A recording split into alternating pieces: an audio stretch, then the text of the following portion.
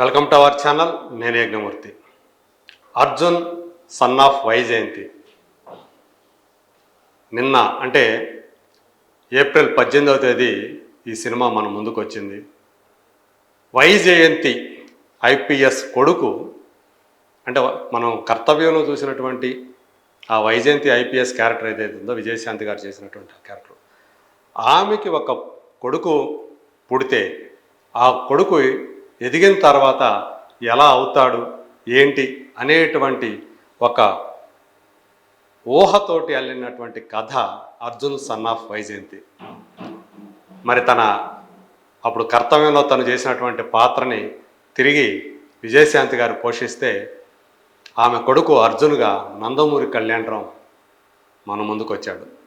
So తల్లి కొడుకులుగా ఆ ఇద్దరి అభినయం ఏదైతే ఉందో దాన్ని అందరూ కూడా ప్రశంసిస్తూ ఉన్నారు. కాకపోతే సినిమా అంతా కూడా ఓల్డ్ ఫార్మాట్లోనే దర్శకుడు తీశాడు అనేటువంటి ఒక మాట అయితే బాగా వినిపిస్తుంది, ప్రదీప్ చెలుకూరే. కాకపోతే క్లైమాక్స్లో మాత్రం ఆ కళ్యాణ్ రామ్ చేసిన పని మాత్రం అందరినీ చాలామందిని సర్ప్రైజింగ్కి అలాగే షాకింగ్కి గురి చేస్తుందనే మాట మాత్రం చెప్పుకుంటూ ఉన్నారు. పర్సనల్గా నాకు కూడా ఆ క్లైమాక్స్ అనేది అతను చేసిన పని అది నిజంగానే సర్ప్రైజింగ్ అనిపించింది. సాధారణంగా ఏ హీరో కూడా అలాంటి పని చేయడు ఒక తల్లి కోసం. సో సినిమా అంతా కూడా ఇది అమ్మ కోసం, ఆమెకి ఆపద కలగకుండా కొడుకు తీసుకునేటువంటి ఆ చర్యలు ఏవైతే ఉన్నాయో, చేసే పనులు ఏవైతే ఉన్నాయో, ఆమె ప్రాణానికి తన ప్రాణం సైతం అడ్డం వేయడానికి క్షణం కూడా వెనుకాడినటువంటి ఆ క్యారెక్టరైజేషన్ ఏదైతే ఉందో అది మాత్రం నచ్చుతుంది జనాలకి. కాకపోతే ఆ సన్నివేశాలని కల్పించిన తీరు, ఆ స్క్రీన్ ప్లే శ్రీకాంత్ విస్సాల్ అంటే పుష్ప సినిమాకి పనిచేసినటువంటి రైటర్ శ్రీకాంత్ విస్సా ఈ సినిమాకి స్క్రీన్ ప్లే రైటర్ అయినప్పటికీ కూడా మొదటి రోజు బాక్సాఫీస్ దగ్గర ఈ సినిమా ఆశించిన రీతిలో కలెక్షన్లు సాధించలేదు అని చెప్పేసి ట్రేడ్ వర్గాల వాళ్ళు మనకు చెబుతున్నటువంటి మాట. షాకింగ్ విషయం ఏంటంటే ప్రపంచవ్యాప్తంగా ఈ సినిమా దాని థియేట్రికల్ రైట్స్ ఏవైతే ఉన్నాయో అందులో కేవలం 12.5% మాత్రమే రికవరీ సాధించింది మొదటి రోజు అని చెప్పి ట్రేడ్ వర్గాల వాళ్ళు చెప్తూ ఉన్నారు. తెలుగు రాష్ట్రాల్లో వచ్చేటప్పటికి 2 తెలుగు రాష్ట్రాల్లో ఈ సినిమా 2.2 ఆల్మోస్ట్ 2.2 crores షేర్ని వసూలు చేసింది. అదే వరల్డ్ వైడ్గా చూసుకున్నప్పుడు 2.65 వరకు కూడా ఆ షేర్ని అంటే 2.65 crores షేర్ సాధించింది అని చెప్పి చెప్తున్నారు. మరి ఓవరాల్గా చూసుకుంటే దీని బిజినెస్ థియేట్రికల్గా 21 కోట్ల రూపాయల వరకు ఉంటుందని ట్రేడ్ వర్గాల వాళ్ళు అంచనా వేశారు. మరి సో ఎంత ఎక్కువ వాల్యూతో రిలీజ్ అయినటువంటి ఈ సినిమా కేవలం 12.5% మాత్రమే మొదటి రోజు రికవరీ సాధించడం అనేది కొంచెం అసంతృప్తిని కలిగించేటువంటి విషయమే. సో ఇంకా 18 కోట్ల రూపాయల పైనే షేర్ రావాలి ఈ సినిమాకి. మరి అది వస్తుందా రాదా, మొదటి రోజు తక్కువగా వచ్చింది అనేటువంటి అభిప్రాయాన్ని వ్యక్తం చేస్తూ ఉన్నారు ట్రేడ్ వర్గాల వాళ్ళు. ఇక్కడ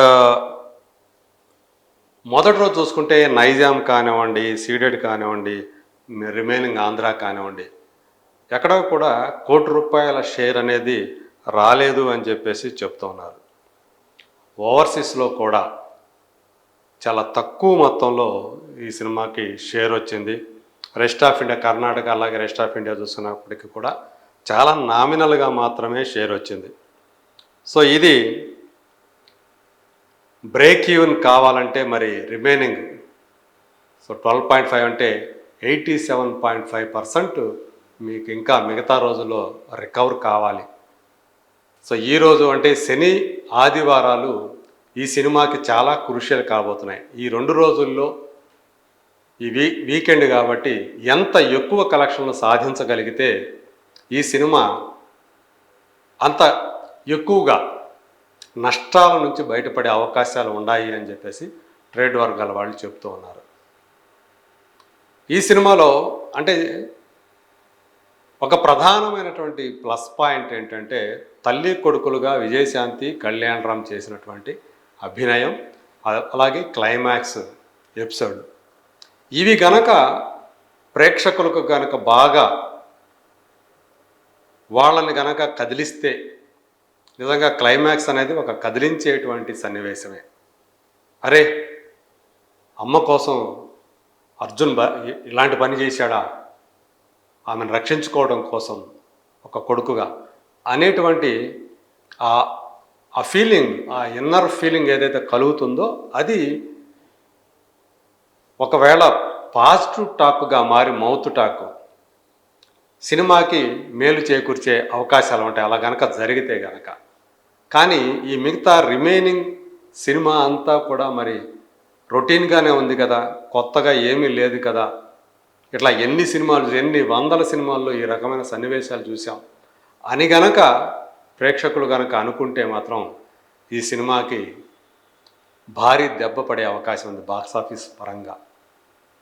కానీ అభినయ పరంగా చూసుకున్నప్పుడు కళ్యాణ్ రామ్ ఇప్పటి వరకు కూడా తన కెరీర్లో బెస్ట్ పర్ఫార్మెన్స్ అన్నదగ్గ వాటిలో ఇది ఖచ్చితంగా చేరుతుంది. బింబిసార్లో మనం చూసాం లాస్ట్ టైం అతని పర్ఫార్మెన్స్, అందులో చాలా వర్సటైల్గా అందులో చేశాడు. గ్రే షేడ్స్ ఉన్నటువంటి క్యారెక్టర్లో కూడా గొప్పగా రాణించాడు. బట్ ఇందులో భావోద్వేగాల్ని అతను పలికించినటువంటి తీరు, అతని హావభావాలు ది బెస్ట్ అనిపించేటట్లు ఉన్నాయి అని చెప్పుకోవచ్చు. సో వీళ్ళిద్దరూ అంటే ఇక విజయశాంతి గారి గురించి మనం కొత్తగా చెప్పుకోవాల్సిన పనే ఉంది. లేడీ సూపర్ స్టార్గా ఆమెకున్నటువంటి కీర్తి ప్రతిష్టలు మనందరికీ తెలిసినవే. చాలా కాలం తర్వాత ఆమె సరిలేరు నీకెవరనే సినిమాతోటి మళ్ళీ మన ముందుకు వచ్చారు. ఆ సినిమాలో మనల్ని ఆకట్టుకున్నారు, అలరించారు. ఈసారి ఒక పవర్ఫుల్ క్యారెక్టర్లో, వైజయంతి ఐపీఎస్ క్యారెక్టర్లో మరోసారి మన ముందుకు వచ్చారు. ఇప్పటికీ కూడా ఆమెలోని ఆ చార్మింగ్ కానీ, అలాగే ఆమె ఫిజిక్, ఆమె ఫిట్నెస్, సో ఈ వయసులో ఆమె అంటే 50+ ఏజ్లో ఆమె యాక్షన్ సీన్స్లో పర్ఫామ్ చేయటం అనేది not a small thing. So ఇది ఆమె డెడికేషన్కి, ఆ పాత్రకి తగ్గట్లుగా తనను తాను మలుచుకున్న తీరు, ఆమె బాడీ లాంగ్వేజ్ కానివ్వండి, ఆమె అభినయాన్ని కానీ ఎంత చెప్పినా తక్కువే. మరి అలాంటి ఆ పర్ఫార్మెన్స్ని ఇద్దరు కూడా విజయశాంతి గారు అలాగే కళ్యాణ్ రామ్ ఇచ్చారు. కాకపోతే ఆ విలన్ పాత్ర అలాగే మిగతా విలన్ని కథానాయకుడు అంటే అర్జున్ ఎదుర్కొనే తీరు, ఇవన్నీ కూడా ఒక రొటీన్ స్టఫ్ లాగా మారిపోయాయి అనేటువంటి అభిప్రాయమే ఎక్కువగా కలుగుతుంది. సో ఇప్పుడు వచ్చే దర్శకులు ప్రధానంగా చూసుకోవాల్సింది కూడా క్యారెక్టరైజేషన్ని మనం ఎంత కొత్తగా కాకపోయినప్పటికీ, మరీ కొత్తగా కాకపోయినప్పటికీ కూడా ఆకట్టుకునే రీతిలో ఎలా చేయగలం, ఉన్నంతలో వైవిధ్యంగా ఎలా చూపించగలం, ఎలా సర్ప్రైజ్ చేయగలం ఆడియన్స్ని, నెక్స్ట్ ఏ సీన్ వస్తుందో అని ప్రేక్షకుడు ముందే ఊహించేటట్లు ఉంటే, ఇప్పుడు ప్రేక్షకులు అలాంటివి ఇష్టపడట్లా. ఒకవేళ ఊహించిన వాళ్ళు ఊహలకు మించి ఆ సీన్ ఉంటే, ఆ ఎమోషన్స్ గనక పలికితే, అప్పుడు ఆ హీరో పాత్రతోటి ట్రావెల్ చేస్తారు, సహానుభూతి చెందుతారు. ప్రధాన పాత్రలతో ప్రేక్షకులు సహానుభూతి చెందినప్పుడే ఆ సినిమా విజయం సాధించడానికి ఎక్కువ అవకాశం ఉంటుంది. క్లైమాక్స్లో, ఈ సినిమాలో క్లైమాక్స్లో మాత్రమే హీరో పాత్రతోటి ఆడియన్స్ కనెక్ట్ అవుతున్నారు అని చెప్పేసి అనిపిస్తూ ఉంది. అందుగురించి దాని గురించి గొప్పగా చెప్పుకుంటూ ఉన్నారు. మరి రాబోయే రోజుల్లో మేబీ శని ఆదివారాల కలెక్షన్ బాగా పుంజుకుంటే ఈ సినిమాకి బ్రేక్ ఈవెన్ దగ్గరగా వెళ్ళడానికి అవకాశాలు ఎక్కువగా ఉంటాయి. ప్రస్తుతం పెద్ద సినిమాలు ఏమీ మార్కెట్లో లేవు కాబట్టి హిట్ 3 అనే సినిమా మే 1న రాబోతుంది. సో 2 వారాల టైం ఈ సినిమాకు ఉంది. మరి ఈ 2 వారాల్లో ఆ సినిమా సాధ్యమైనంతగా ఆడియన్స్ని థియేటర్కి రప్పించగలిగితే బ్రేక్ ఈవెన్ రావడానికి ఛాన్సెస్ ఉంటాయి. లేదంటే నష్టాలు తప్పకపోవచ్చు అనేది ట్రేడ్ నిపుణులు చెప్తున్నటువంటి మాట. మరి చూద్దాం శని ఆదివారాల్లో ఆ కలెక్షన్స్ ఆశించిన రీతిలో ఉంటాయా లేదా అనేది.